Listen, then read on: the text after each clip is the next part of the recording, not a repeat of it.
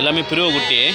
அது இது 3 வந்து 2.5 மாத குட்டி, இதெல்லாம் 3 மாதத்து குட்டி, 4 மாதத்து குட்டி இதெல்லாம். ஓகேண்ணே.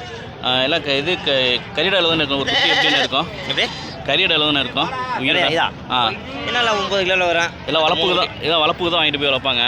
வளர்ப்புக்கு அந்த 3 குட்டி வாங்கிக்குவாங்க, இது கைக்காரங்க வாங்குவாங்க. ஓகேண்ணே. எல்லாம் வாங்கிட்டு போய் நல்லா அழகாக வளர்க்கலாம். வளர்க்கலாண்ணா.